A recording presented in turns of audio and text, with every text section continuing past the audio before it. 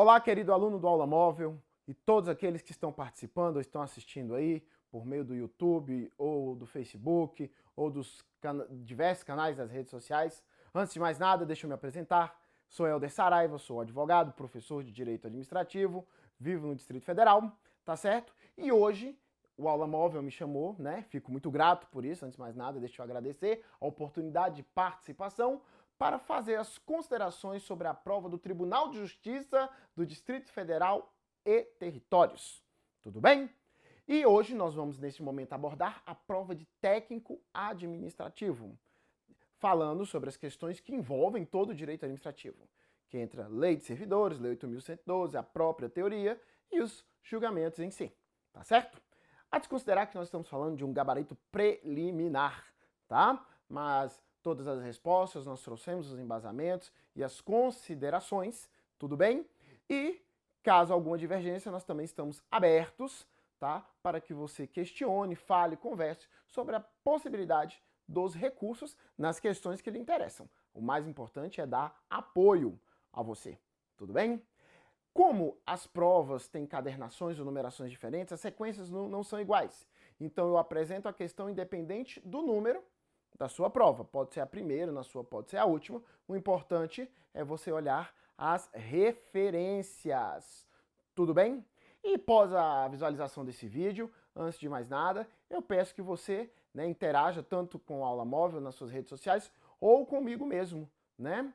Então, nós estamos aqui, correção de prova, como falamos. Você consegue o contato comigo no Facebook, né? Na www.com.br, Professor Helder Saraiva, tudo junto, tá certo? Lá você clica em curtir. E nós temos que lembrar que nesta página aqui, eu já faço os comentários também, né, por escrito. E a gente sempre dá dicas interessantes mediante o visual ou dicas rápidas pelo Instagram, @professor Helder Saraiva. Pessoal da edição, puxa para mim. Isso, muito bom. Agora, vamos, né? Já falamos, já conversamos. Desejo boa sorte, né? Aquele momento de angústia, né? Será que vai? Será que não vai? É hoje. Vai sim, tá certo? Tanto que eu vim correndo, tal, já estava em outra até, machuquei a mão, né?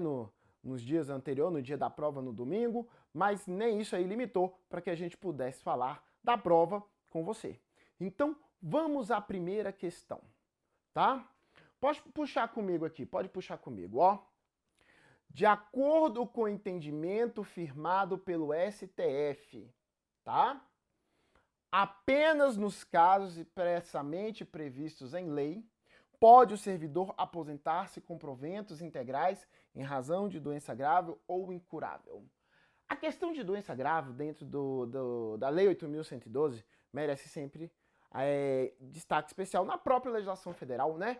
Na 9784 tem preferência em andamento, tem a questão de benefícios, né, em relação aos possuidores de algumas necessidades, mas se a pessoa, no caso da 8.112, se ela desenvolve as doenças que são elencadas, tá certo? No artigo 185 e 186, ela tem direito à aposentadoria, mesmo que ela esteja em estágio probatório. Tudo bem? Agora a pergunta é, nós sabemos que no convívio da sociedade existem diversos tipos de patologias e elas podem surgir, novos tipos de doença, ou identificar pela evolução da medicina, ou mesmo, né, com relação à questão da classificação médica dentro das pesquisas. E começou a se debater perante os tribunais se a lista que está na Lei 8.112 ela é taxativa ou ela é um exemplo servindo de outras interpretações. Então a questão aqui está falando literalmente de 8.112 e implícito regime jurídico único. Mas o que eu quero que você tenha atenção na questão? Puxa a imagem dela aí para mim. De acordo com o entendimento firmado pelo STF, a palavra firmada vem com a ideia de último posicionamento do tribunal. Quer dizer que em alguns momentos ele pode até ter alternado, mas aqui ele não. Nós vamos parar por essa interpretação. Comigo aqui na segunda. Aí nós vamos perguntar juntos, professor, a lista que está apresentada na 8.112 é taxativa ou exemplificativa? Aí nós buscamos o julgamento do Supremo Tribunal Federal. Mediante o último entendimento do Supremo, a lista é taxativa, ou seja, se não for nenhum tipo das patologias previstas, tá certo? No regime jurídico único, ou seja, na Lei 8.112, não permite a aposentadoria, tá certo? Então, quando ele diz, puxa a questão de novo para mim, apenas os casos previstos em lei pode o servidor aposentar com proventos integrais. Puxa comigo. Questão está correta. É o último entendimento do Supremo Tribunal Federal. O julgamento foi em relação até a legislação de servidores do Mato Grosso, tá certo? Só que, como era uma interpretação de direitos de servidores, teve efeito geral na interpretação de todas as leis de servidores do país, incluindo a Lei 8.112. Então a questão está certa. Questão que trabalhou literalmente com conhecimento jurisprudencial, conforme é uma das características do CESP. Aí, peço aí depois a questão de novo. Manda aí. Boa! Então, quando nós olhamos aqui, tá certo? Ele fala de acordo, de acordo, o entendimento firmado pelo STF. Apenas os casos expressamente previstos em lei pode o servidor com proventos integrais em razão de doença. Então, aqui ele está afirmando que seria um rol taxativo, tá certo? Ou cláusulas numeradas. Então, o que acontece? O fundamento está perante o julgado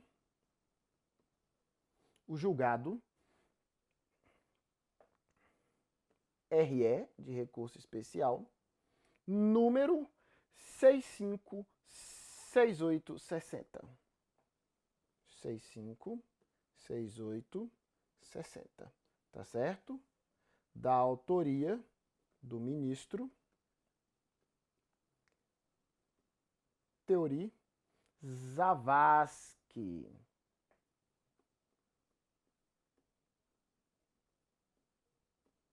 Teori Zavascki. Questão, objeto, jurisprudência. Ok? Então, gabarito aqui está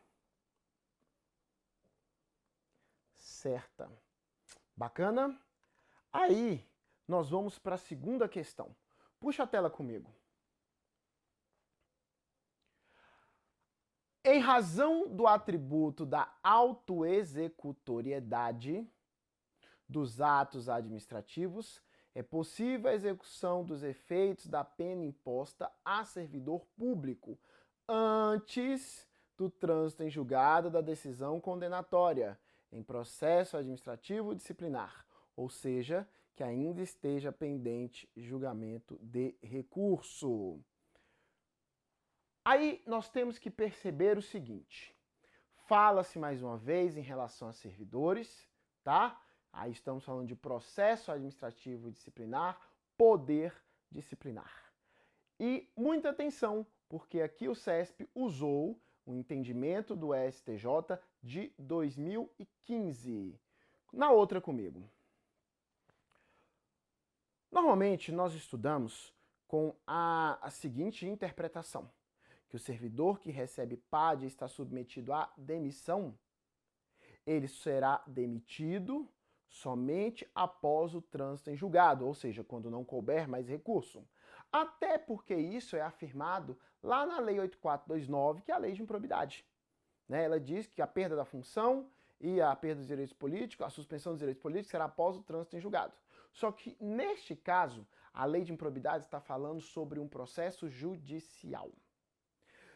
Na interpretação mais recente, o Superior Tribunal de Justiça entendeu o seguinte, que quando sai o julgamento do PAD, a Lei 8.112, ela não fala em recurso suspensivo, que é uma regra do processo administrativo. O efeito devolutivo e o efeito suspensivo. Devolutivo é porque dei uma decisão que eu não quis e eu estou devolvendo esse processo para um novo julgamento. E suspensivo é impedir que a decisão aconteça. O suspensivo não é regra no direito administrativo. Ele só vai acontecer quando a lei expressamente o conceder ou a juízo da autoridade julgadora, mediante ato de ofício, ela mesma entende que é muito grave, ou mediante requerimento do acusado, sendo aceito por meio da autoridade administrativa.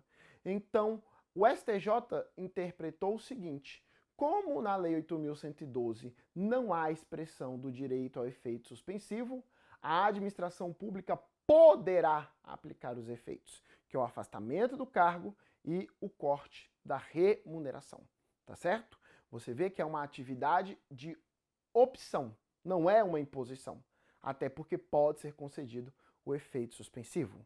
E aí, muita gente terminou se atrapalhando por ter um costume em raciocinar que toda decisão desta monta seria após trânsito em julgado. Só que isso é um firmamento, havia divergência, mas é um firmamento do ano de 2015. Mais uma vez, jurisprudência e exigindo alta atualização e especialização do aluno. A questão não foi mole não, tá? Aí eu peço ao pessoal aí da direção que puxe a telinha para mim.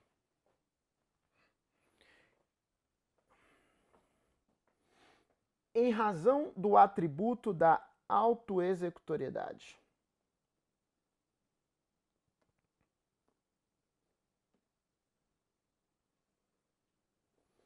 É possível a execução dos efeitos da pena imposta a servidor público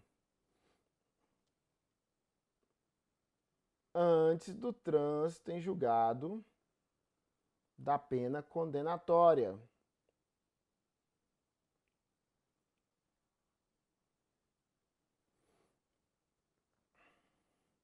Você pode perceber também, isso vamos terminar em processo administrativo disciplinar, ainda que esteja pendente julgamento de recurso.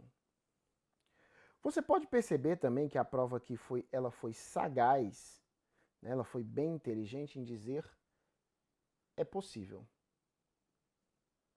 É possível, então é uma questão discricionária.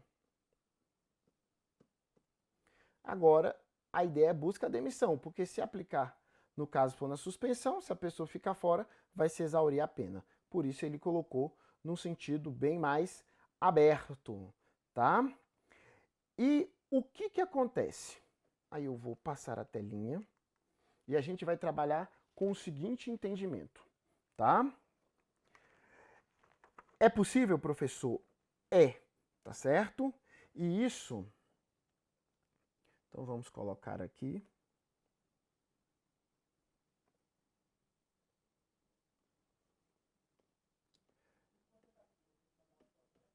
Gabarito. Correto. Gabarito correto de acordo o MS 19488 DF, tá certo? Tá. E aqui no caso, relator, ministro Campbell.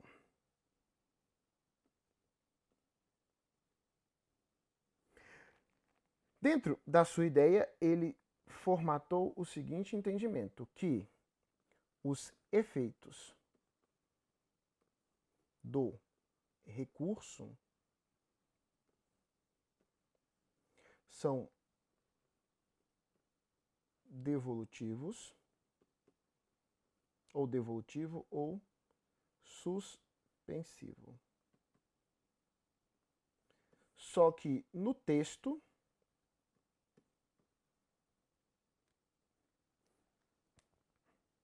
no texto,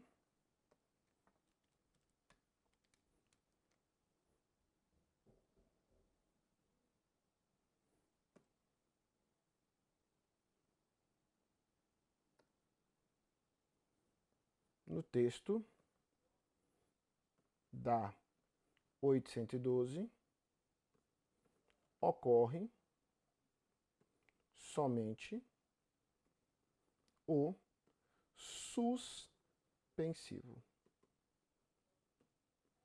Tá certo? Dentro dessa ideia, ainda nós temos que ver o seguinte: como se trata de um ato administrativo, ele pode usar do atributo da autoexecutoriedade.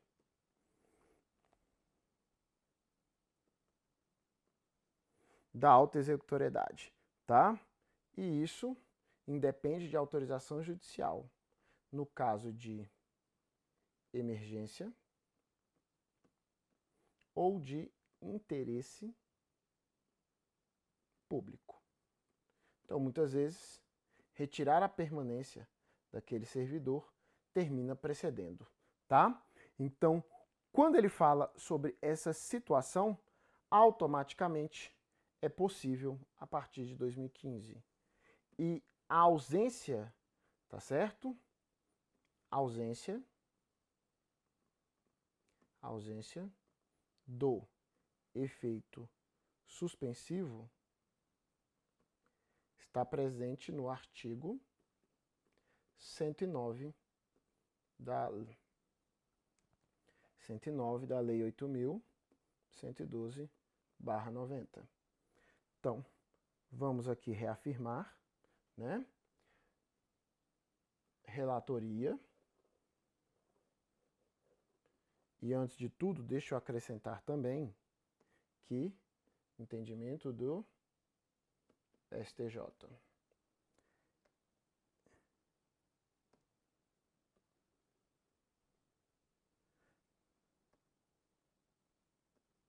Efeito devolutivo. Sempre. Então, pelo entendimento do STJ, o que aconteceu?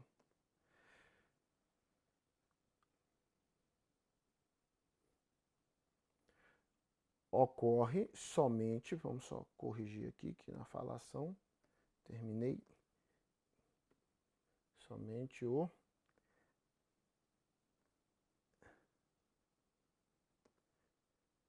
devolutivo.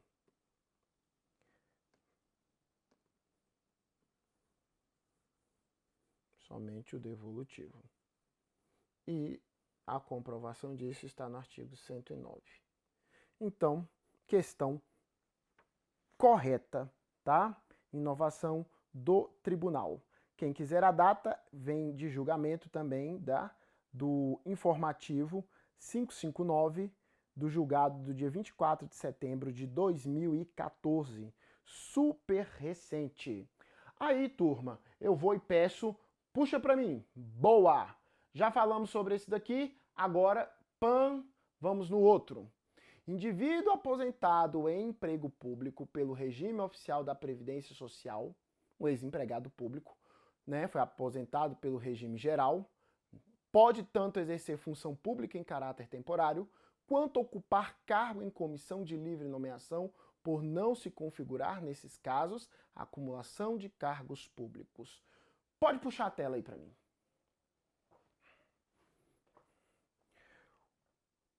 O que acontece? Ele diz que, antes de mais nada, pode. Livre na oração por não se configurar. Não se configurar. Nesses casos, acumulação de cargos. Aí vamos lembrar da regra.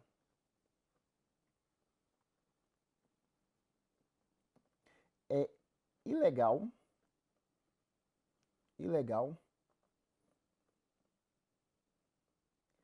acumular cargos, empregos ou funções na administração, tá? Só que aqui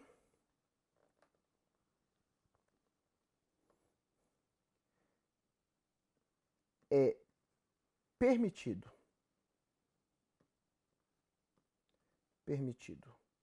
a 2 de professor,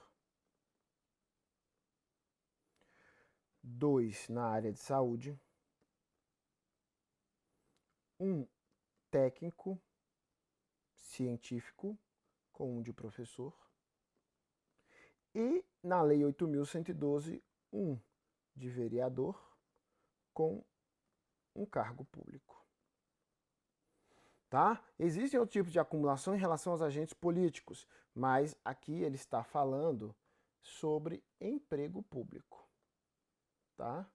E quando eu falo em emprego público, eu estou falando de um agente administrativo que obedece essas regras aqui. Só que tudo isso aqui, tudo isso aqui são relatos de pessoas na ativa. Ou seja, pessoas que estão trabalhando. Só que ele falou indivíduo aposentado. Aí, dentro deste contexto, a gente vai analisar o seguinte. Gabarito.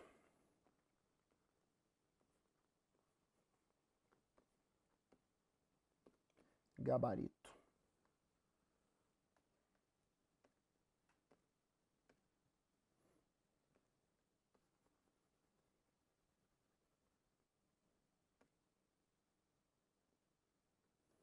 Ele é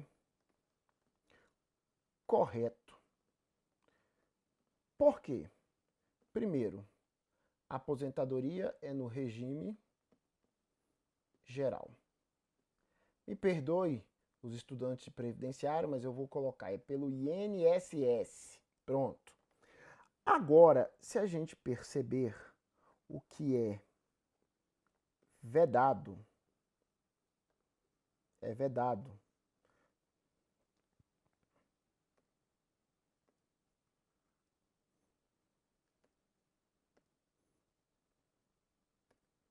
O que é vedado vedado é o duplo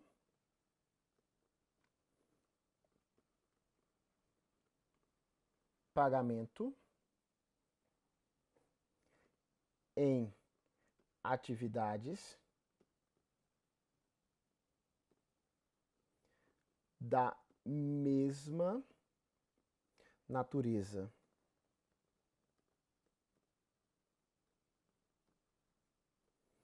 Exemplo. Se uma pessoa ocupa um cargo de técnico do TJ,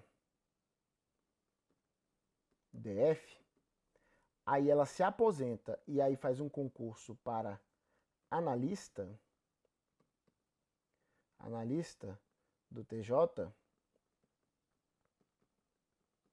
nós tivemos a relação de cargo e cargo. Isto aqui não é possível, tá certo? Isto aqui não é possível, a menos que ele desista da aposentadoria, porque se coincidiram na mesma natureza, tá certo? Agora, vamos imaginar o que a questão pediu. Questão. Ela colocou um empregado público.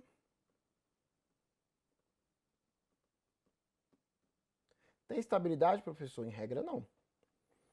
Né? Empregado público, que é uma pessoa que ocupa emprego por concurso. E é definitivo. Ou seja, definitivo não quer dizer estabilidade, ou seja, só não vão mandar embora ele sem motivos e ele ainda tem direito a processo administrativo disciplinar. E ele se aposentou e ele vai desenvolver a atividade de agente temporário. Lembrando que o STJ, nos últimos 2 anos, tem usado a expressão servidor temporário, né? Neste caso, ele ocupa uma função por processo seletivo. Pode ser por concurso? Pode, porque é o meio, mas não é obrigatório. E se você perceber, um é emprego, o outro é função. E o próprio nome diz é com tempo determinado. Tá certo? Como as características são totalmente diferentes e as formas de recolhimento também, isto aqui está ok, tá? Outra situação que foi comentada, a pessoa se aposentou, por exemplo, no BB, Banco do Brasil, que é, né, uma sociedade de economia mista, então é pela CLT, é emprego e se aposenta pelo regime geral. Agora, se for, no caso, uma DAS, vai ser por meio do regime jurídico único, mostrado 8.112. E é um cargo. A diferença é que ele não tem estabilidade. E o que acontece? Dentro deste caso, ele vai contribuir em outro regime. Mas, não como é uma ocupação sem definitividade, está tudo ok. Outra que vale a pena mencionar seria o aposentado com o cargo eleito. Também são naturezas diferentes. Comigo. Então, se você percebe, nós vimos que este empregado público aposentado, que tinha uma atividade contínua, permanente, ele ou ia ocupar uma atividade de função e temporária, e no outro do caso do cargo comissionado também não há definitividade, pela razão de livre nomeação e livre exoneração.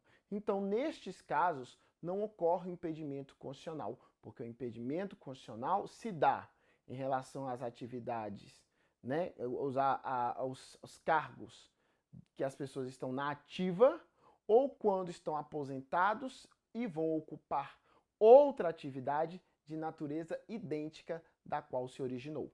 Como fosse advogado do Banco do Brasil, se aposentou e vai fazer concurso para advogado da Petrobras. Aí são as mesmas naturezas, as mesmas características.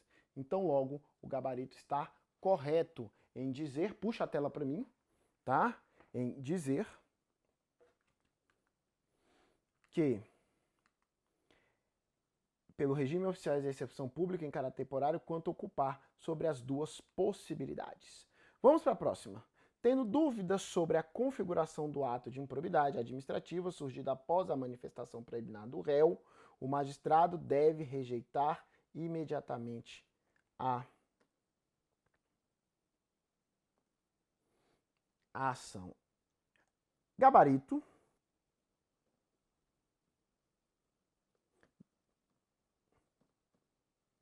está errado. Tá certo? E aqui nós usamos como referência a questão do recurso especial número 1351/180 do estado do Goiás, tá? Aí nós vamos entender o seguinte. Processo judicial na LIA, Lei de Improbidade Administrativa.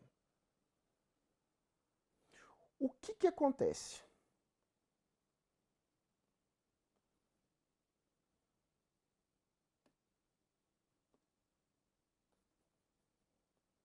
O que acontece? Primeiro, nós temos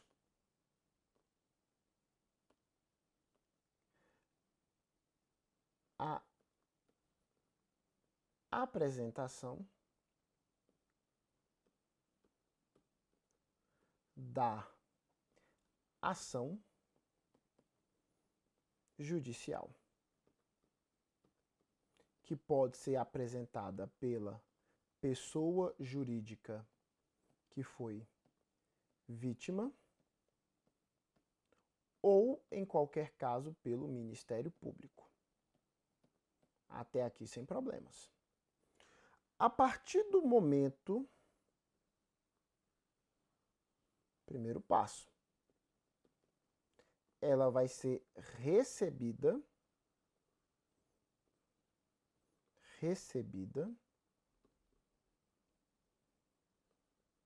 pelo magistrado. O magistrado vai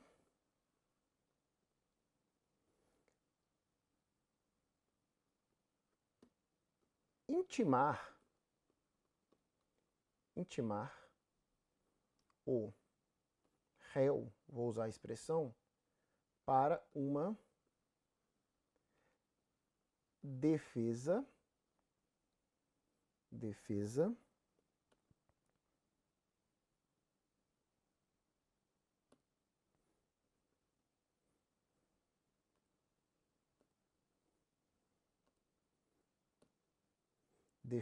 prévia, uma defesa preliminar, né? E o argumento é não existir fatos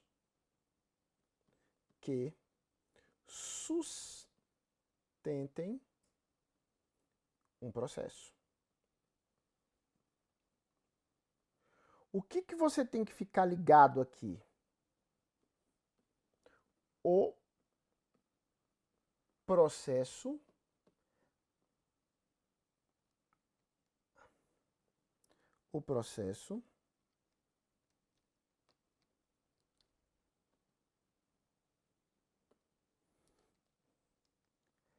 ainda não começou. Isso aqui que é o que nós chamamos de fase preliminar. E para a defesa prévia, o réu tem 15 dias. Nós precisamos de tudo isso. Não é questão de não precisar, mas para que você entenda o raciocínio. Quando a defesa é apresentada,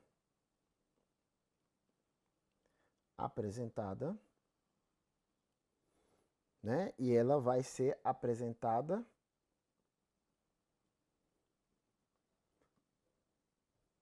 para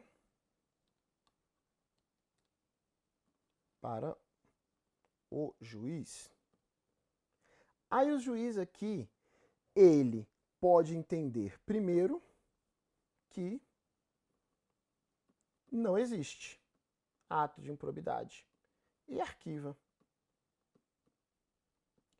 Ou ele pode entender que existe ato de improbidade. Aí, neste caso, ele cita o réu para a contestação, que aí vai ser a defesa oficial. Aqui o processo já está existindo. E o prazo também, 15 dias. 15 dias. Agora, o que foi abordado na prova, que é interessante, ele colocou se o juiz tiver dúvida. Quer ver? Surgir o magistrado, se tiver dúvida sobre o caso. O que ele vai fazer?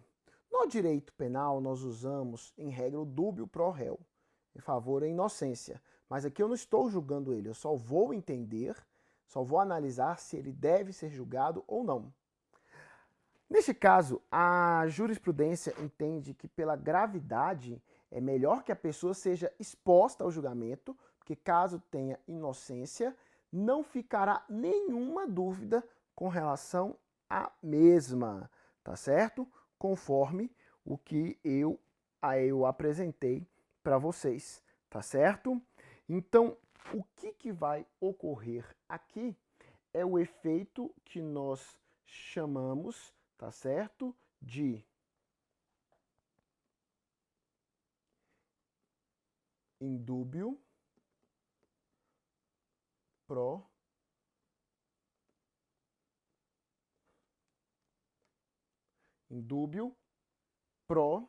societe, tá? Societate. Indúbio pro societate. Então, no caso, na dúvida, que ocorra o processo. Então, se gera dúvida, quando ele diz que deve rejeitar imediatamente a ação, está errado. Porque, na dúvida, a pessoa é julgada. Que é diferente de, na dúvida, a pessoa é condenada.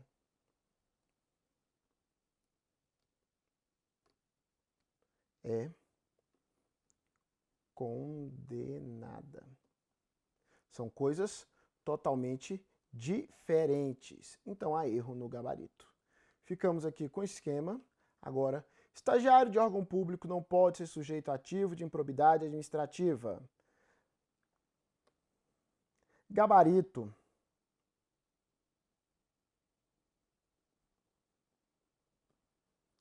Gabarito. Errado. Vamos pela doutrina. O conceito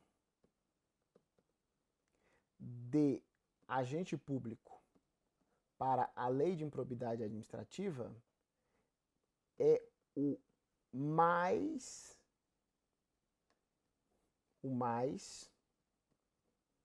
amplo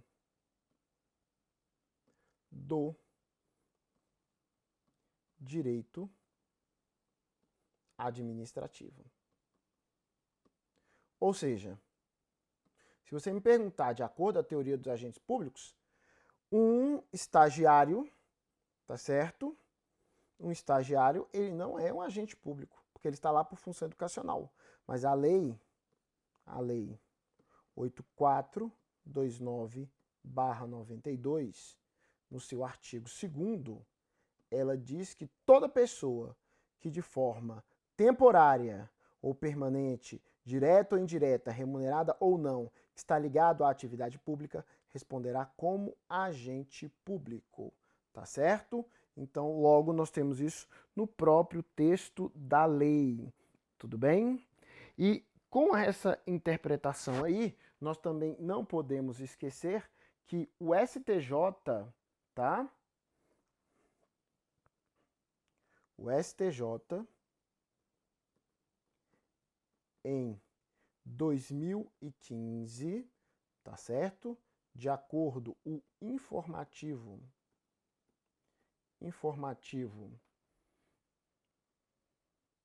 568,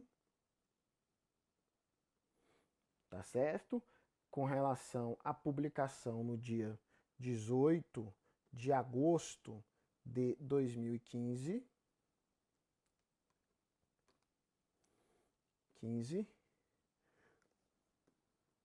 confirmou o entendimento. Então, nós temos a demonstração do vínculo, tanto em relação ao erro da questão pela lei e pela jurisprudência de 2015. O agente público não pode figurar como parte em conjunto com o ente administrativo o qual esteja vinculado em ação de reparação de danos promovidas pela vítima.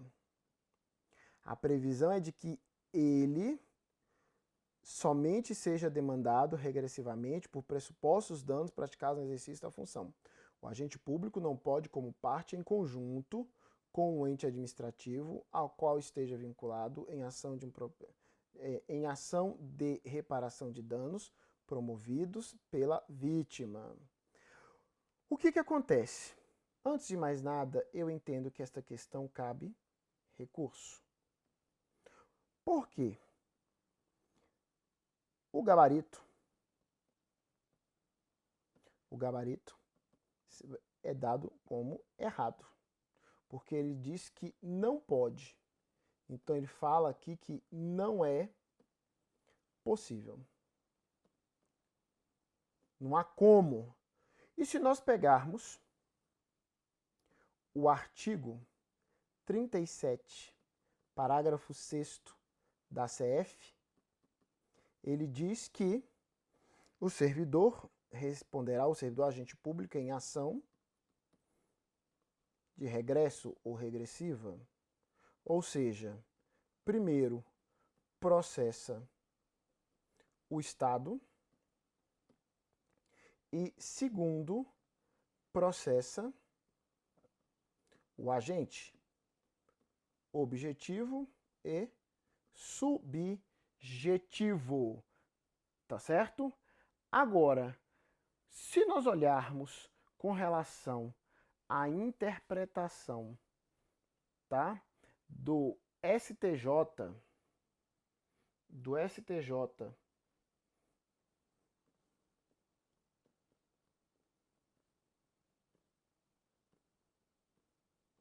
interpretação do STJ, a vítima interpretação STJ. A vítima pode processar o Estado,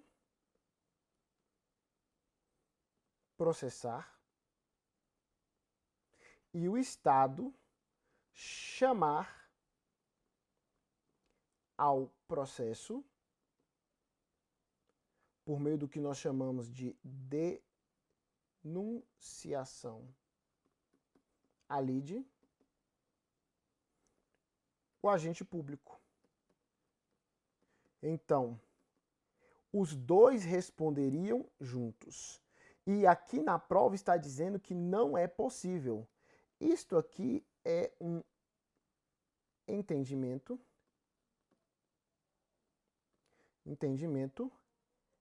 minoritário. Mas para o CESP, o minoritário não quer dizer que está excluído, mas ele existe. Então, comigo.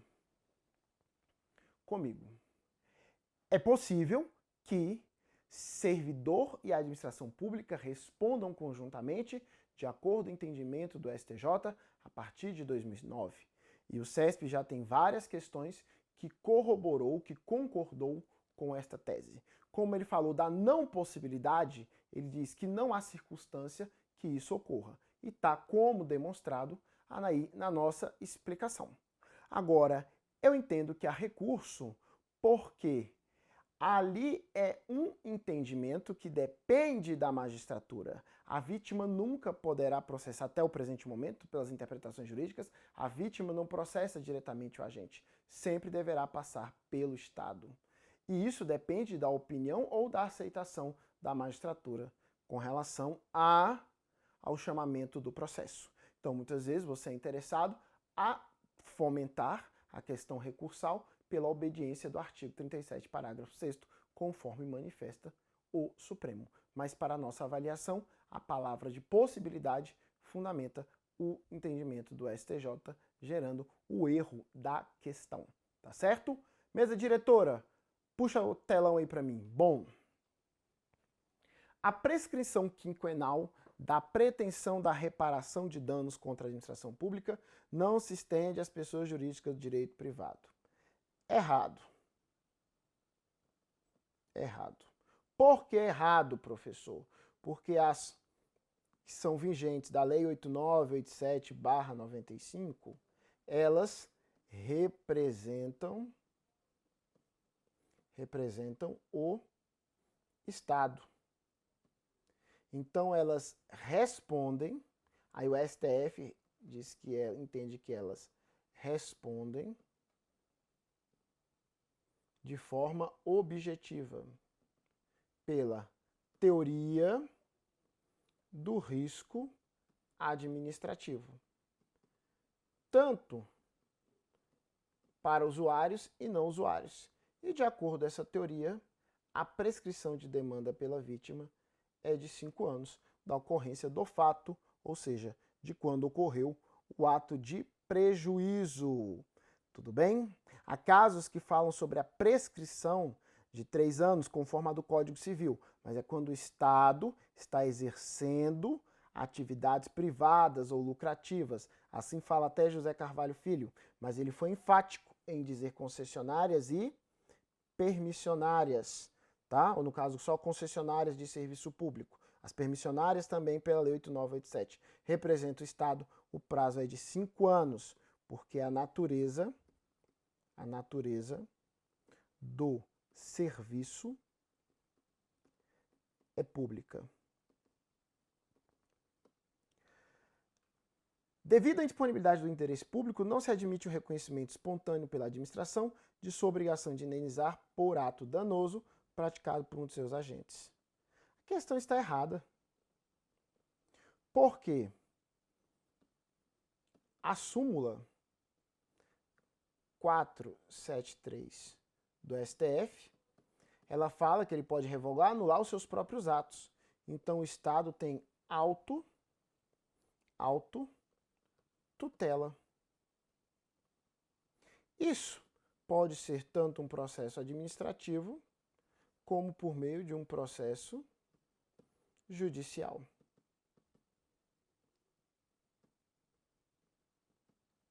Mas nada tira que a reparação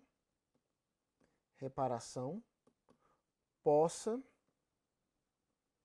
ser por acordo. Tá certo?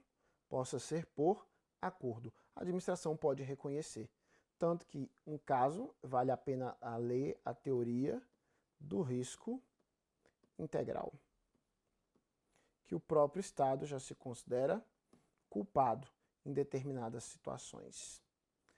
E agora, vamos para a última. Configura abuso de poder. Abuso de poder, ele vem por desvio de finalidade, que significa uso do poder para interesse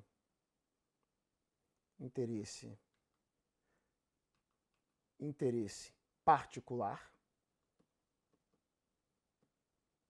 e com relação a excesso de poder, que é quando a ação é ilegal, ou seja, é proibida, ou é uma omissão legal,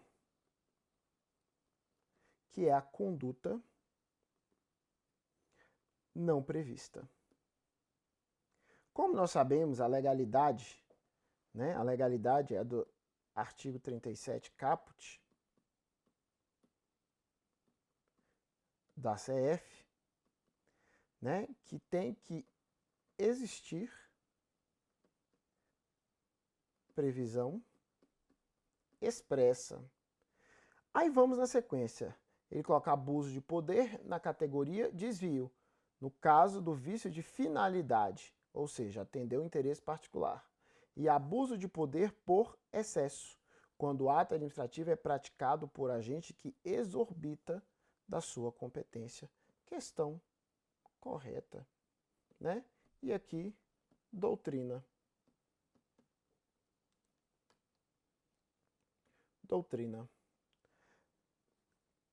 Poderes, mas também pode ser encontrado no assunto de atos. Essa aqui foi a questão, digamos, mais comum da prova, tá certo? Puxa comigo. Puxa comigo. Isso. Aí, senhores, nós já visualizamos as questões, né?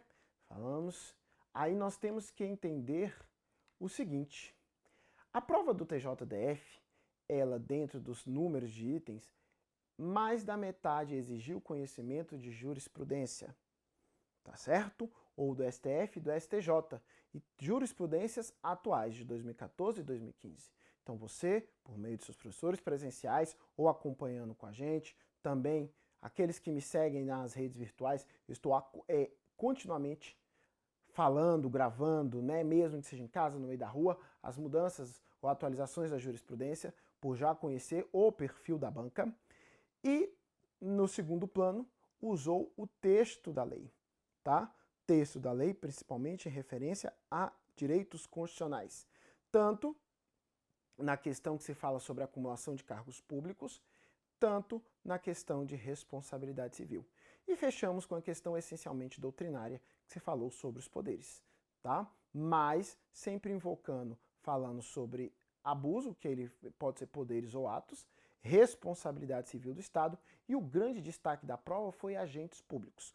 Quando eu digo agentes públicos, não é só servidores, mas sim todo o conjunto de pessoas. Então dê mais atenção à leitura no livro da capitulação de agentes públicos. Isso aí também pode fazer diferença e já vem da tradição de outras provas em relação a esse ano, como STJ e MPOG.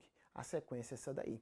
Fica com a gente no Aula Móvel, você que está assistindo esse vídeo, entra na minha página, entra no site do Aula Móvel também, tá certo? Que você vai ver uma turma aí muito bacana, muito preparada. E eu vou estar sempre por aqui, com as nossas dicas e com as nossas correções de provas. Tudo bem? Qualquer coisa, se você precisar falar comigo, aí está, você pode conversar comigo sobre as questões ou outras indagações que vocês tiverem. Puxa comigo. Um grande abraço, muita paz, espero que tenha sido uma ótima aprovação, mas se não foi tanto que você queria, aguarde, vamos esperar o resultado. Isso aqui é um efeito preliminar, quem decide é o gabarito da prova, mas a gente acredita que tenha feito aí da melhor forma. Estamos aqui ao seu dispor. Muita paz, muita força e que venham as próximas provas. Mas aí, no caso, você já vai estar fazendo como servidor. É um segundo concurso. E isso eu torço e oro por você. Beijo do Saraiva. Tchau.